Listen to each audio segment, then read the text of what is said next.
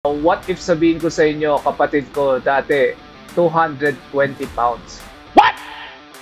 Ayoko rin mamatay due to health complications.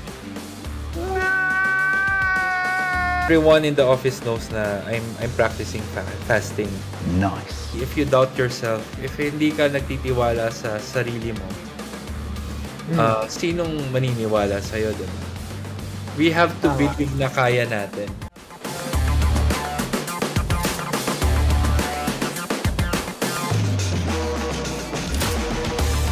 Welcome to the First Step Podcast. Today we'll discuss fasting, specifically how it has transformed our lives, how it can transform your life and adopt it as a lifestyle. Guys, what if sabihin ko sa inyo, kapatid ko dati, 220 pounds. Ngayon, 170 na lang. Nice. Wow, and grabe, it has changed both our lives. Ano Ram, hindi kailangan kumain ng 3 times a day? Di siya kailangan, more on ano lang siya. Siguro pastime. Kaya nagti 3 times a day tayo. Or nakasanayan lang talaga siya. Hindi talaga needed, no? You know, importante dito, balikan natin yung December 2024 mo, Ram. Ano ba talaga? Kasi December 2024, I remember you are 220 pounds. Ano talaga nag-push sa'yo to say na tama na and kailangan mo ng magbago ng lifestyle? Siguro during that time, I became sluggish kasi konting galaw, hihingalin. Brisk walking. After the brisk walk, it's heavy breathing eh. Parang sobrang, ganito na ba ako ka-weak? Parang ganon. Though, I'm just 36 years old, no? Pero feeling ko, I'm not in a 36-year-old body. So, I said to myself, this has to stop. I want to reclaim my life because unhealthy body may not give us the life we want, no? And we aspire to. I also want to see my future grandkids kung magkaroon man, no? And ayoko rin mamatay due to health complications. Pag kasi obese tayo, madaling kapitan ng sakit. Lalo na kung makakuha tayo ng diabetes. 220 pounds at your height is obese already or overweight lang? Obese 2. So, may obese 1, obese 2. So, dun na ako sa mas malala. Higher level. Ano yung na-try mo before na hindi gumana? Diba? Para share mo, no? Ano yung, 'di ba, sabi mo nag-consult ka sa doctor before. Anong sabi ng doctor? Kasi ang ano naman ng doctor, I was diagnosed non-alcoholic fatty liver years back, I'm not sure if 10 years ago or more than 10 years ago. Ang dami niyang sinabing bawal actually. So, naisip ko, parang bawal Hindi na alam fasting. Bawal na ako kumain. Never niyang na-introduce yung fasting, pero tinanggal niya lahat ng usual kong kinakain. So, parang sa isip ko, hindi to sustainable, hindi to doable for me. So, hinayaan ko lang, alam mo yan, parang kain pa rin ako. Kinig ka lang muna. Oo. Alam ko yung pinapagawa, pero due to its unsustainability, hindi ko siya ginawa. Hindi ko siya in-start, actually. Kasi para siyang... That was December. No, 10 years ago pa yun, yung sa doctor, fatty liver. 10 years ago pa yun, sinabi na, may fatty liver na ako. Then usual diet and exercise lang din yung recommendation.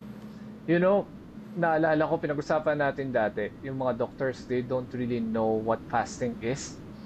And usually nakikita ko mga doktor obese din eh. Madalang lang ako na maybe overweight but not obese. Pero there are a lot of doctors who really don't know what fasting is all about. Kaya nga, naisip ko during that time, mukhang mahirapan yung mga nagpapapayat as long as hindi alam ng doctor when they consult yung mga obese na pasyente. Tapos sinanong mo yung isang doctor, they won't be able to give you that fasting prescription. They will always give you gamot.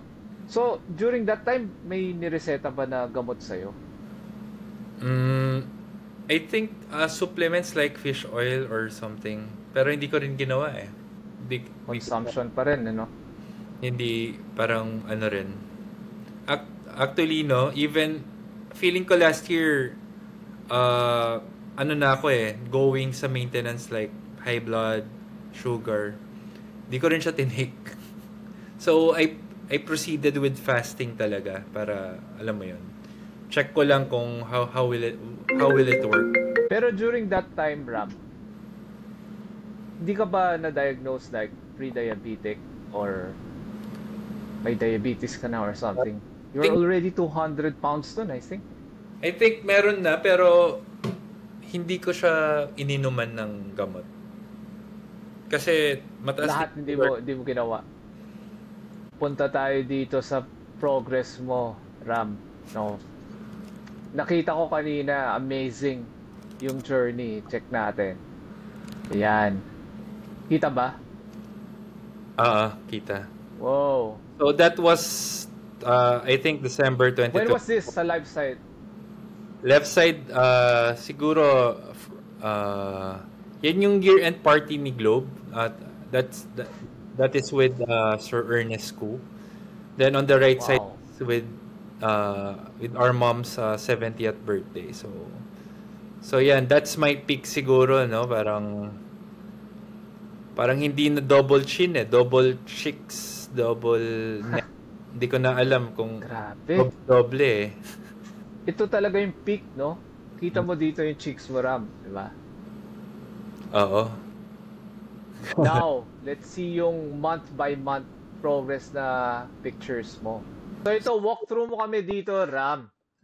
No, from this is Christmas, no?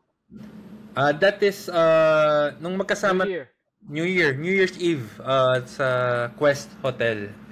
So yan siguro yung last buffet na insulin resistant ako. Oo, dito. Pero solid.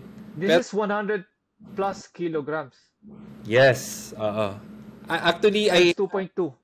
Hindi ko siya nakuha exactly, pero I'm guessing it's more than 100. Kasi after 3 weeks, 98 na lang ako eh. I think hindi lang 2 kilos ang na-lose ko dyan during the second picture.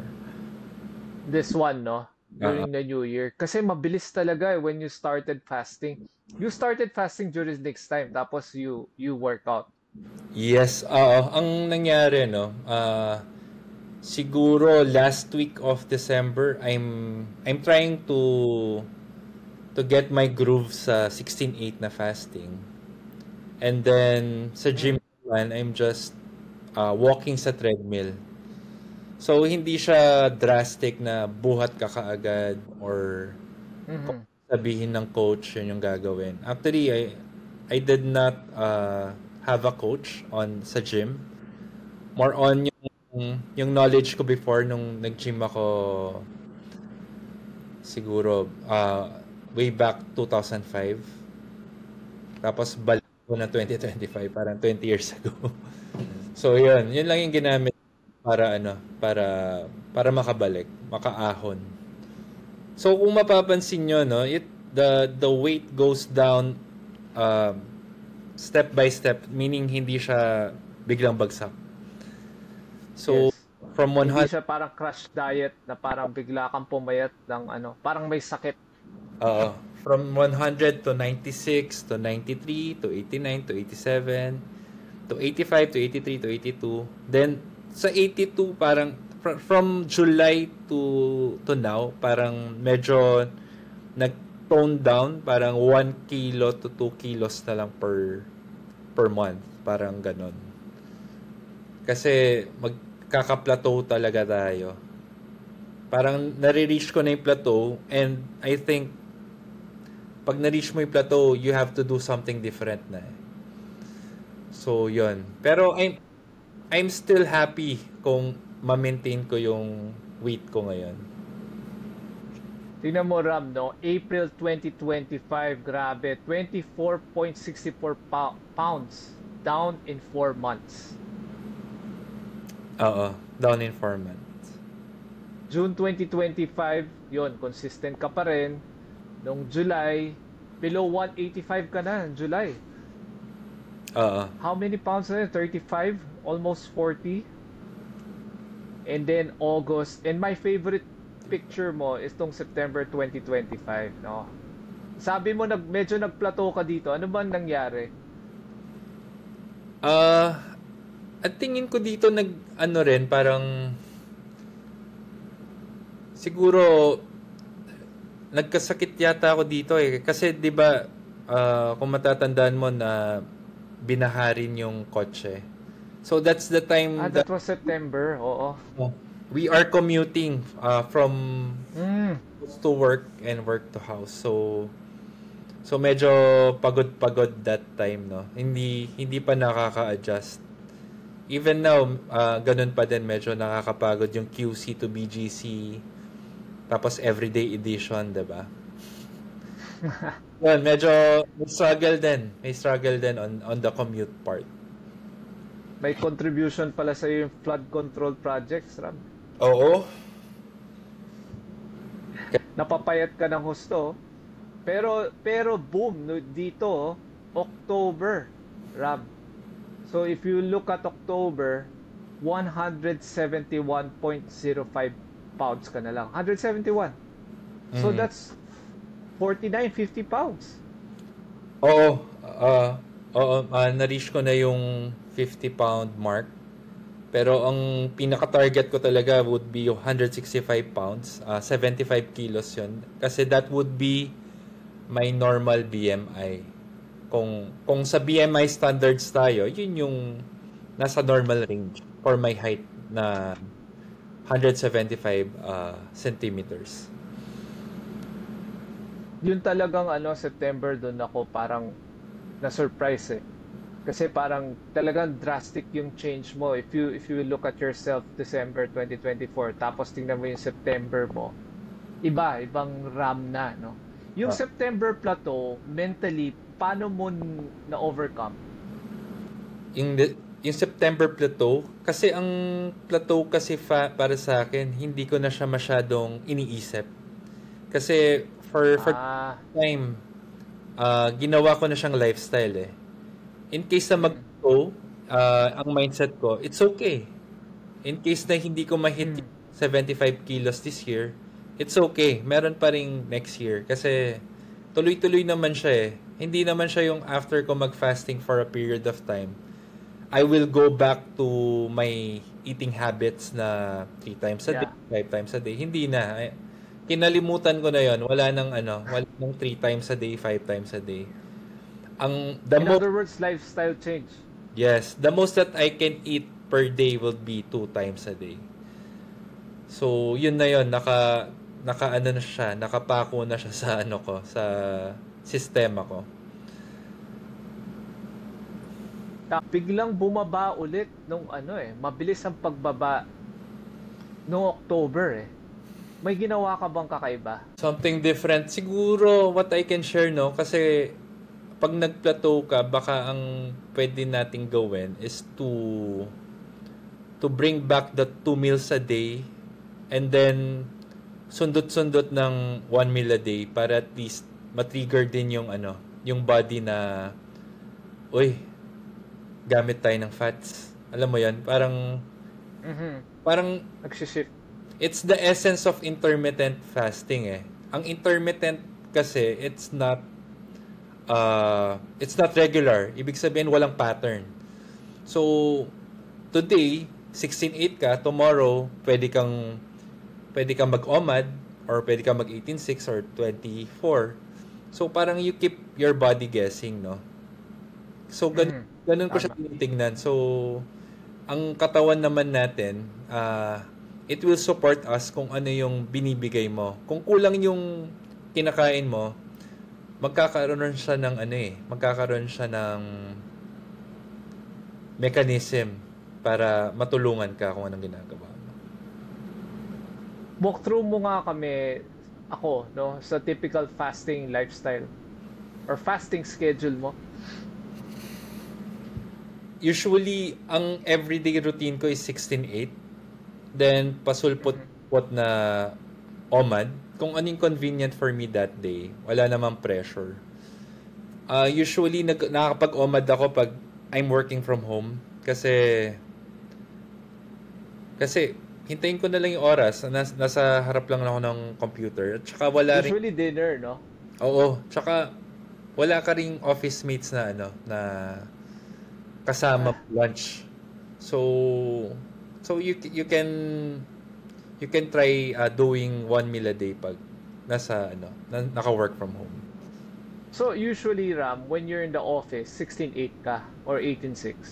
16-8 actually kasi before ako umuwi kakain or pagka-uwi kakain. So what do you think is the best type of fasting for you? 16-8 ba? 24 OMAD or extended? Ano yung best feeling for you? What worked for me is 16-8 pero I mixed it up, no? Pero sa mga gustong mag-fasting naman, you find your groove. Hindi pwedeng kung ano yung ginawa namin, yun din yung suitable sa inyo. You should realize na you should learn from your body. Wag natin siyang biglain na, uy, OMAD, parang mabilis yan. Pero kung hindi rin siya sustainable for you, hindi rin siya magwo-work in the long run.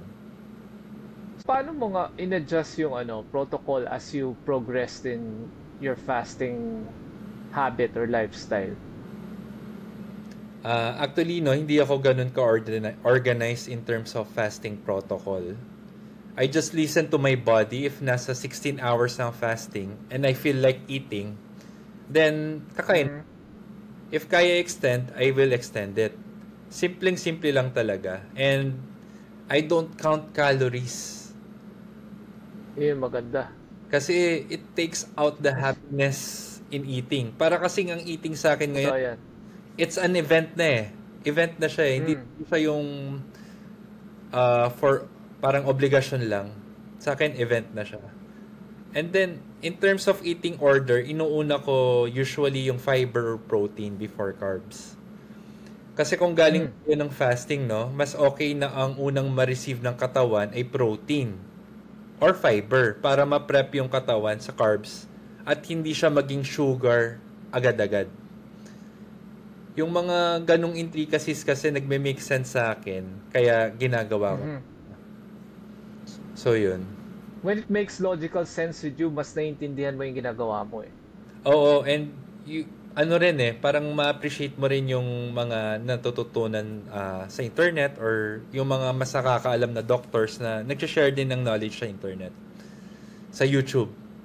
Madaming pwedeng panoorin. So, ikaw, Kuya Dex, anong fasting approach ang ginawa mo? Well, nung nagsa-start ako, 16-8 din. 16-8. That was more than a year ago. 2 years na yata ako nagpa-fasting. Almost 2 years. Pero ang technique ko doon, yung lunchtime, tinutulog ko para ma-extend ko. Kasi nakita ko na yung benefits of fasting. Sabi ko, I think fasting is the most important thing that you can do to your body. Kasi nga, ganun tayo nag-evolve eh. We were hunter and gatherers for hundreds of thousands of years. Again, we evolved through food scarcity. Nag-develop yung brains natin, nag-develop yung katawan natin. We were prepared to have less food in our body. So maraming hormones na nag-handle talaga ng ganong state ng katawan natin. That's why nung na-feel ko yung benefits, I immediately shared to you, 'di ba? Nakita mo, I sent it to our group chats, etc. Diba? Para sa iyo actually, kasi during that time I see you already obese eh. 220 pounds ka na pala nun. Sobrang laki for the height of 5'9", diba? Oo. Doing this together changed the experience. Mas okay ba? Mas madali, diba? For me, kasi during that time, ako lang mag-isa, di ba, Ram? Na, but the thing is, it was Kat who actually introduced fasting to me. Pinakita niya yung doctor, yung senior ko na doctor sa'yo, si Dr. Berg. No, Dr. Eric Berg. Nung pinanood ko, it makes sense. So, I delved further, I read journals, mamaya papakita natin yung mga journals, tsaka yung mga libro ng intermittent fasting by, sino ba yun? Dr. Matson, no? Very important book, no, about intermittent fasting revolution. Ngayon, gusto kong tanong sa iyo, Rap, ano yung nag-improve sa iyo na hindi mo in-expect while you're doing fasting? Ang nag-improve sa akin, siguro more on the mindset and discipline siguro. Kasi ngayon may self-control na tayo, may discipline na rin na even if you don't want to do it, you should do it. Kunwari, gutom ka, wala pa yung 16 hours mo, then you have to comply with your fasting protocols, no, na 16:8. Kasi once na nagawa mo rin yung 16, you also get the benefits of fasting 16 hours. So hindi masasayang yung hindi mo kinain ng 16 hours kasi meron ka ring makukuhang benefit from it na bibigay ng katawan mo. Hindi ka nang hina, Rap? Energy levels mo throughout the day, kumusta? Okay naman, wala namang panghihina kasi contrary to popular belief na nakakapanghina, hindi siya ganun eh. Parang mas okay pa ngayon kesa nung obese ako kasi kahit mukha akong malakas, sluggish naman ako. Alam mo eh, parang Ang laki mo. ang laki ko, parang ano rin, hindi rin siya okay. Sa tulog mo, may changes ba? In terms of sleep, no, mas okay talaga siya. Kasi when I was bigger, madami talagang problema sa tulog. May paghilik. Snoring. Oo, tapos yung heavy and big breaths. Minsan magigising ka kasi di mo alam kung masikip dibdib mo or minsan biglaan may cramps, di mo alam bakit may ganun, 'di ba? Parang di mo alam pero alam mo 'yan. Mapupuyat ka rin kasi disrupted din yung sleep, 'di ba? Ito rin isa, Ram, mental clarity. Totoo bang mas malinaw mag-isip? Ang inisip ko dito, no, a healthy body will have a sound mind. So, siguro ganun ko lang siya ipoposition. Kasi, pag may dinaramdam ka sa katawan mo, you cannot think properly or clearly. Yeah, totoo rin yan. And then, before, no, during our previous podcast, pinag-usapan natin, the best fuel for the body and brain is our fats, actually. Ketones coming from our fats, to be technical about it. Ngayon, nag-iba rin yung relationship natin sa food eh. Ano yung relationship mo with food then and now? Ngayon, I can control the food now versus the food controlling me before, no? Ang mentality kasi natin before, parang, uy, pagkagising ko, kakain ako. Uy, after 3 hours, kakain ako ulit kasi lunch na. Without any logic, dahil 9 o'clock breakfast, 12 o'clock lunch, we're just eating because yun yung nakasanayan, di ba? Sige. Pag may nagdala ng food sa office, for example, tapos ino-offeran ka, anong ginagawa mo? Kung wala sa eating period ko, tinatabi ko muna. Hindi naman sila na-offend kasi everyone in the office knows na I'm practicing fasting, no? So, yun. Nakita ka nilang obese eh. Oo. So, yun. Halos lahat din sila nagtatanong, what did I do? How I did it? Diba? Ang mentality kasi natin before, no? Kahit hindi tayo gutom, kakain tayo. Even for the pettiest reasons. Diba? Uy, bring lunch. Lalamon tayo. Uy, may nagpakape. Kahit tapos na yung eating period mo, kakain ka, edi insulin spike ka na naman nun, di ba? Nanonood nga lang tayo, gusto rin natin chumibog, di ba? May gusto nating, like yung nag-snacking tayo, laging ganun. Talagang food is life. Kahit anong gawin, may pagkain sa tabi. Laging ganun, di ba? Ngayon, it is more on self-control, ang food. Knowing that hunger is not an emergency. Lagi tayong may reserve energy sources sa katawan, which is, yun nga, yung fats natin. Which is ang dami nun, di ba Ram? Diniscuss natin Oo. that a normal body has 100,000 calories in stored fats. Amazing. So yun yung actually fuel natin, and it's actually the preferred fuel of the body and brain. Pero yung productivity mo sa work, kumusta naman? Better siya definitely kasi kung wala kang dinaramdam, no, you can think clearly and you can do things better, and sa mareregain mo rin yung confidence na na-lose mo during na obese ka, no? May nag-improve bang health markers like BP, sugar level sa'yo? Kasi alam ko, chine-check mo yung ano mo eh, yung blood mo eh.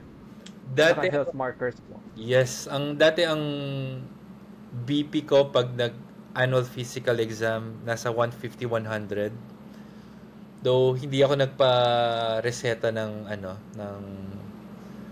pang Wait, what is the normal level for BP? 120-80. So yung 150-100 Oh, wow. elevated talaga siya. Then sugar levels noon siguro pre-diabetic siguro. Then ngayon naman both BP and sugar levels are normal. Then napag-usapan natin before I was diagnosed a fatty liver, a non-alcoholic fatty liver. Ngayon, healthy liver na rin tayo. Nagpa-fibroscan tayo sa St. Luke's. Wala nang visceral fat natin sa liver as well as yung liver scarring natin. Walang traces. So, yun. Liver scarring? Ngayon lang ako nakarinig ng ganun. Like scarred liver? Parang may sugat? That would be a permanent damage actually if may scar sa liver.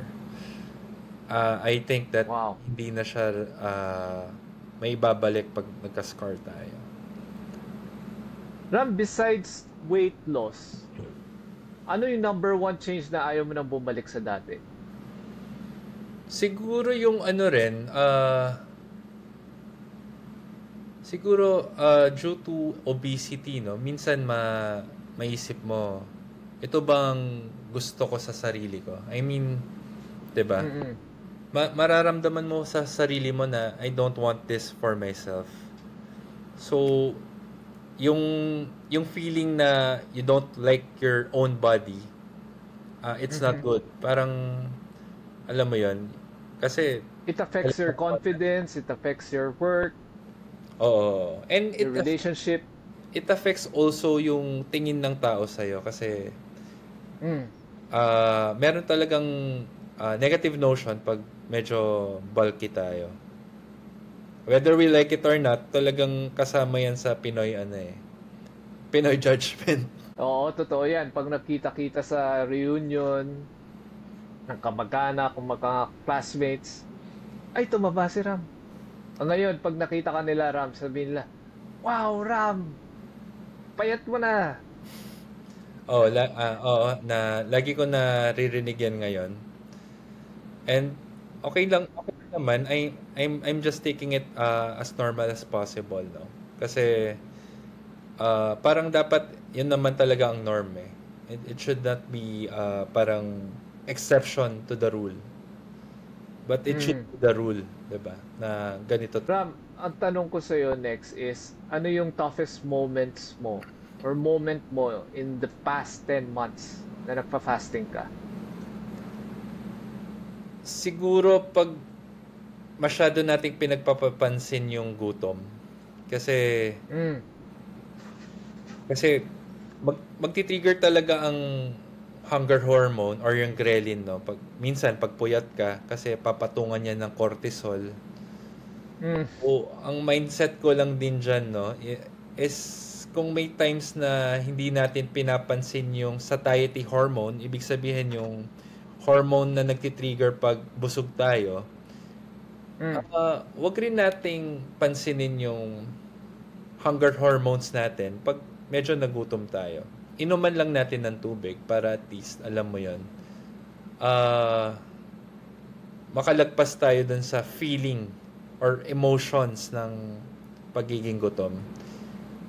Kasi Mm. for me, hunger is an emotion eh. Lilipas din eh. For example, nalungkot ka. Di ka naman Mm. forever malungkot, di ba? Lilipas din yan. Tama. So yun, palipasin lang So, natin. palipasin mo lang yung gutom mo. Oo, That hunger hormone. yes. Madali lang siya. And siguro ang mindset din when times get tough, we just have to accept that situations will be tough all the time. We just have to choose kung anong struggle ang pipiliin natin. Kasi no, fasting is tough, but being obese is tough as well. Ang Correct. fasting, there are benefits to gain from it. Pero ang pagiging obese, I don't see any benefits coming from being one. Ram, social situations, paano mo na-handle ang eating out, family gatherings, handaan? And pag naman kasi ganun, no, there is also self-preparation. Kumbaga, Mm. kung may big celebration tomorrow na dinner time, I will set my mind na mag-OMAD muna ako para I can indulge kung ano yung ipakain during that celebration. Tama. Yung initial side effects, naramdaman mo rin. Yung sakit ng ulo, pagod, hilo, during the start, like December, January, February. Ano yung mga na-feel mo mga side effects? O kaya social pressure ay parang, ay, papayat ka masyado, di healthy yan. Or parang, mawawala yung muscle mo. Or yung times na parang gusto mo na, gutom na ako.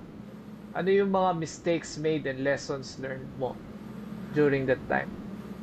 De, siguro yung mga side effects, I think we should be prepared. Like, kasi kung bago ka sa fasting, for sure mag-a-adjust din yung katawan eh. You should be prepared na you will experience it. There is no escaping it. So, you just have to embrace it. So, it's part of the process, no? Kung nahilo ka man, wag ka masyadong mag-dwell. Uy, nahilo ako. I will stop fasting. Parang, that's just a little problem eh. What we are solving is the bigger problem, which is insulin resistance. So, alam mo yon, ipagpalit mo lang, ano bang gusto mo? Konting kilo or insulin resistance, 'di ba? So, ano lang, pros and cons lang. And tamang mind setting lang. Yun lang yung tingin kong nakatulong din sa akin. Alam mo, Ram, maganda i-address din natin yung mga common questions about fasting. There are a lot of friends and family who are asking, hindi ba, kasi we skip breakfast, di ba? Pareho tayo. That Yes. we usually eat late, no?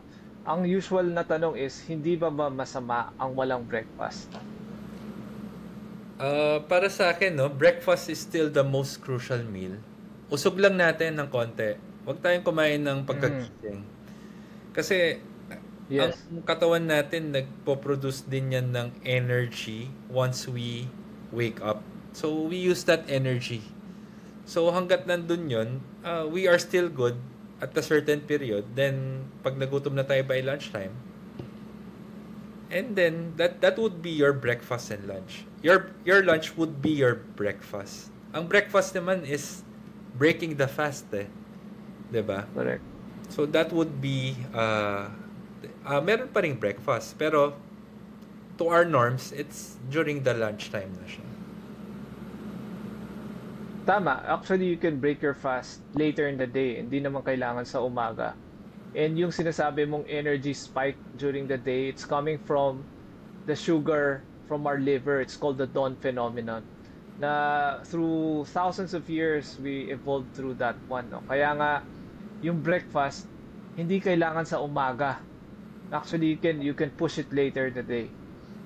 Mayroon pang isang tanong, no? Nawawala ba yung muscle mass? Kasi ako, yun din ang tinatanong sa akin, Dex, mawawala yung muscle mo niyan. No? Ano ba yung nangyari sa'yo? What can you say about it? Yeah. Actually, pag galing ka sa obese, hindi mo mapipili kung fats or muscle yung mawawala 'Di ba? You're cutting your weight. Syempre meron din tayong tinatawag na collateral damage. So may mawawalang konting different percentage muscle lang. May mawawalang muscle, may mawawalang fats. Ang mas mahalaga, mas mataas ang mawalang fats kaysa sa lean mass natin. And we have to trust the process, no? We don't need to be perfect. We just have to start. Yeah, correct, no? Paano mo na-manage yung, well, ito, diniscuss na rin natin kanina, pero mas maganda i-discuss ulit natin. Paano mo na ma-manage yung gutom? Kasi this is a very huge concern. Lahat tayo takot magutom We're always educated and bombarded na parang bawal magpalipas ng gutom. You need to eat 3 times a day. Paano mo na-manage yung ganong,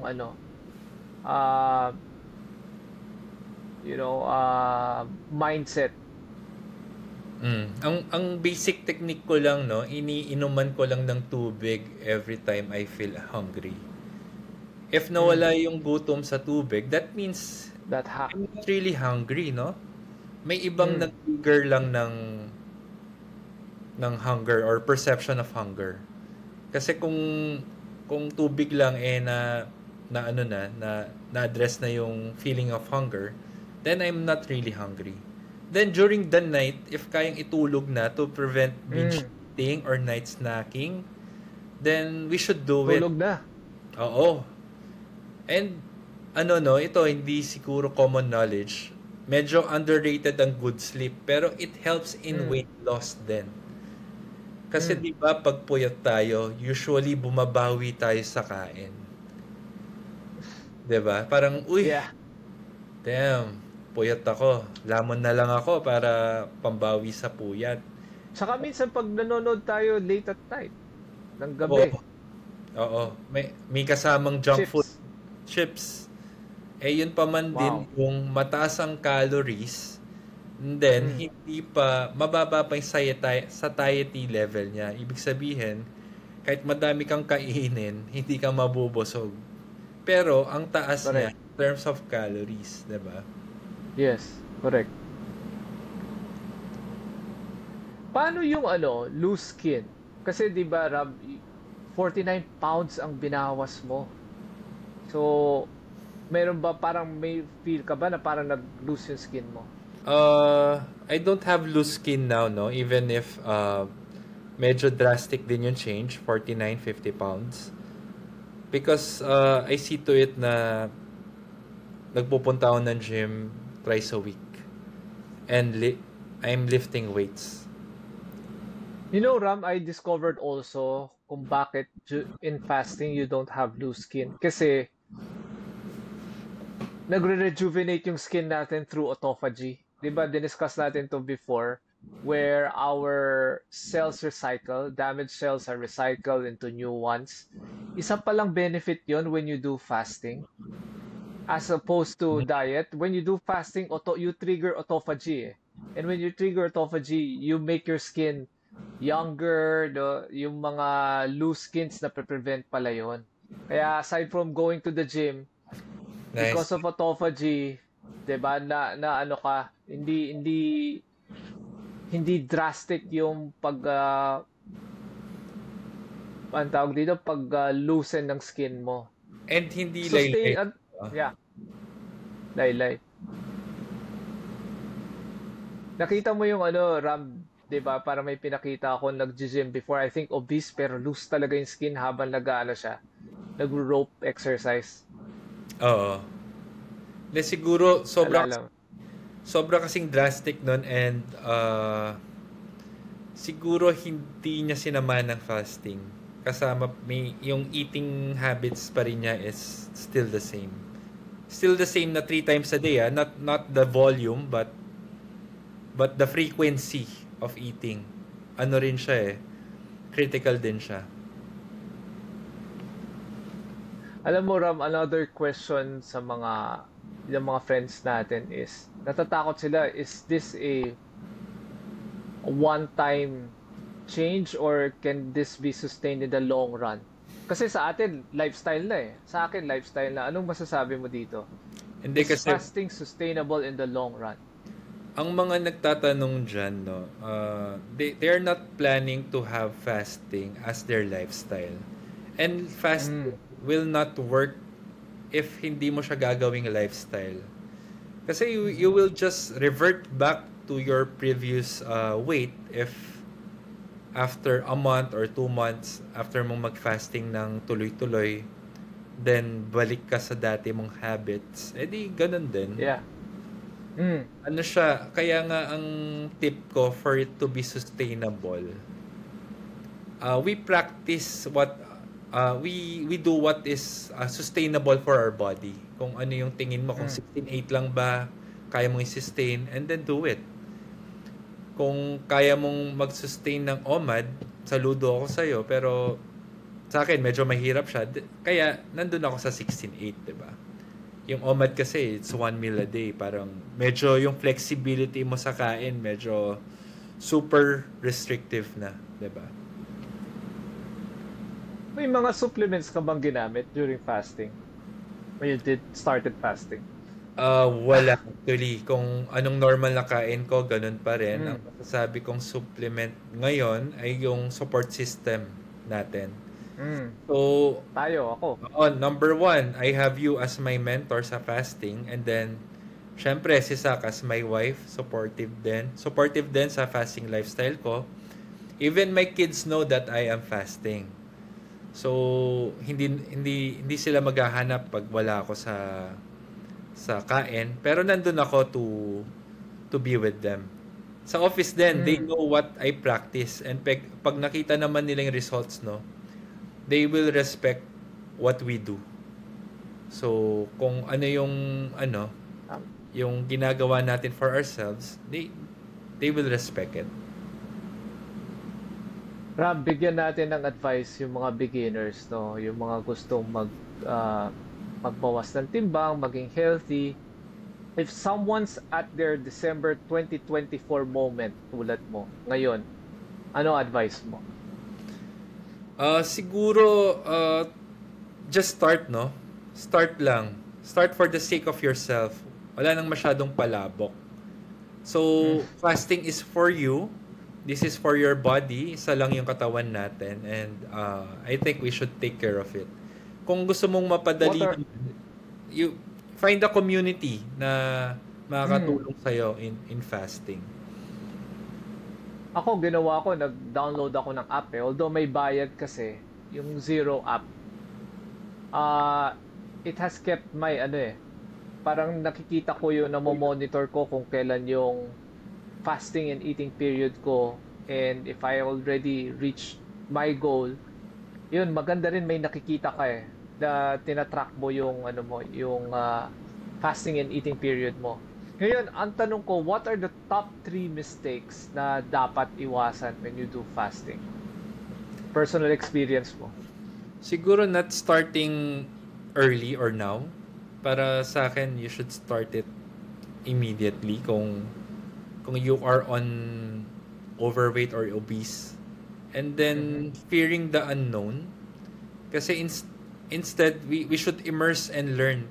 Kunwari, we are not familiar with fasting. Does that mean na hindi na natin siya gagawin? Yeah. Minsan kasi sasabihin natin, ay, ang hirap, without even trying it. And then, once we immerse ourselves and learn, makikita natin, no, it will be easier than what it seems. And then, number 3, lastly, if you doubt yourself, if hindi ka nagtitiwala sa sarili mo, sinong maniniwala sa'yo, diba? We have to believe na kaya natin. Yung gutom kasi malalagpasan, yung hirap lilipas. Yung kantsaw Mm. din mawawala.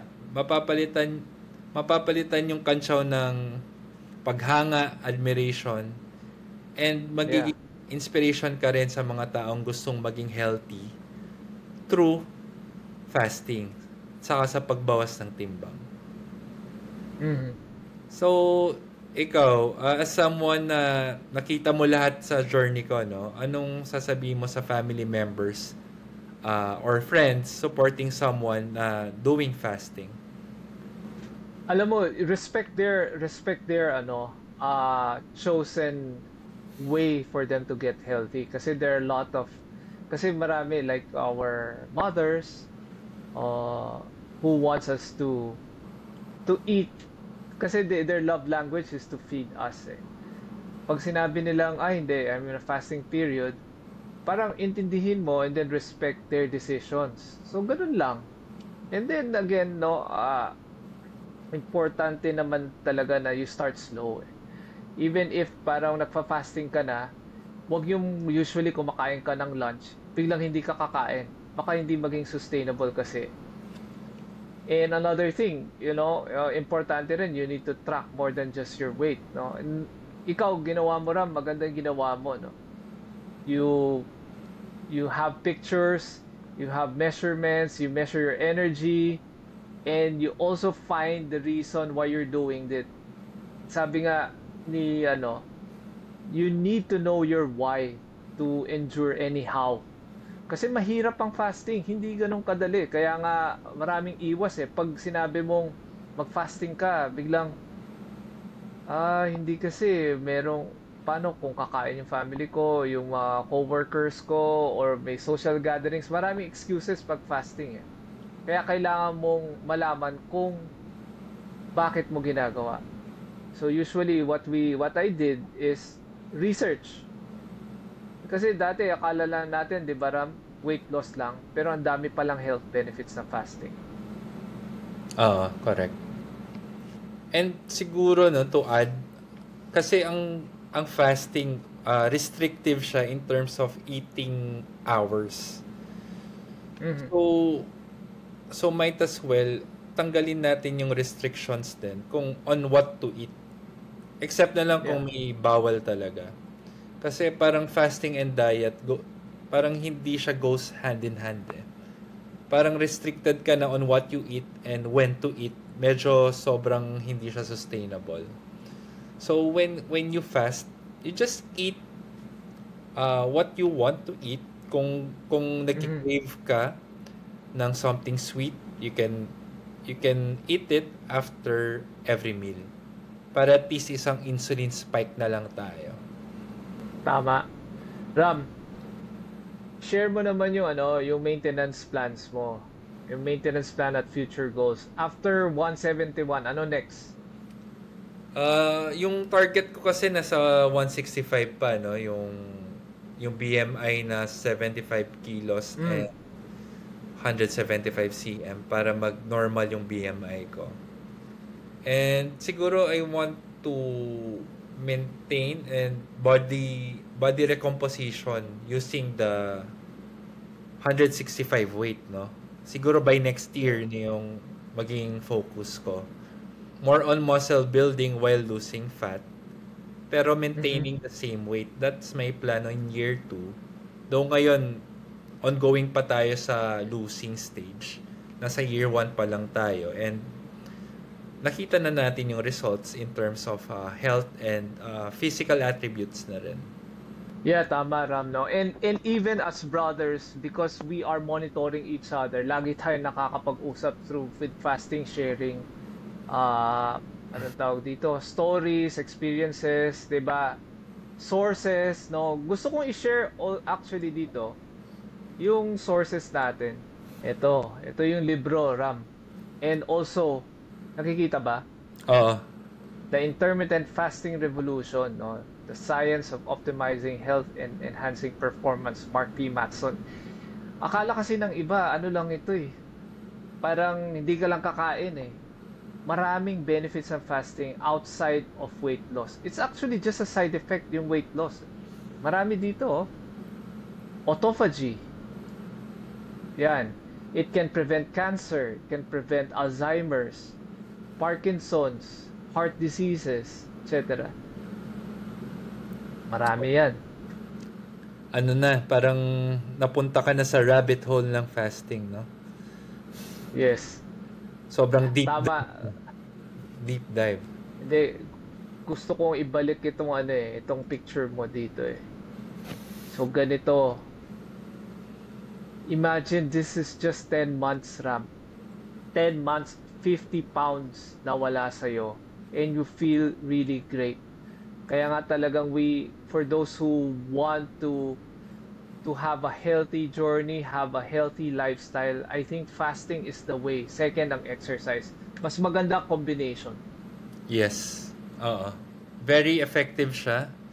Kasi aside sa weight loss, nakakatulong din siya for discipline building. Like, ang fasting, it takes discipline.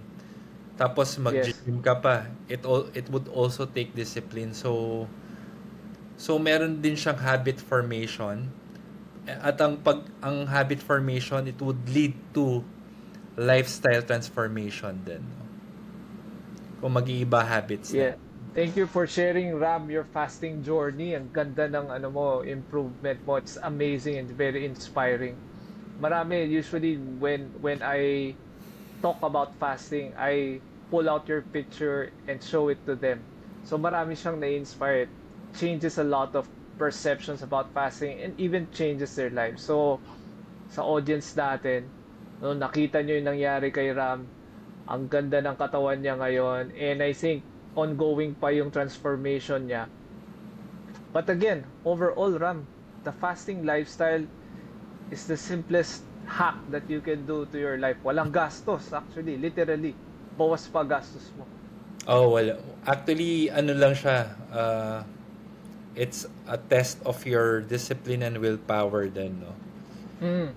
Kasi if you know what to do, if you know how to do it, it's just a matter of willpower to execute. So yun. Kasi yung iba, for instance, sa mga listeners natin, hindi pa nila alam anong gagawin eh. Hindi rin nila alam kung paano gawin. Pero if you have the knowledge on what and how to do it, it's just up to you if you will do it. And that's the first step. You just need to start. So thank you, Ram, for sharing your journey, and update tayo ulit. Okay, thank you.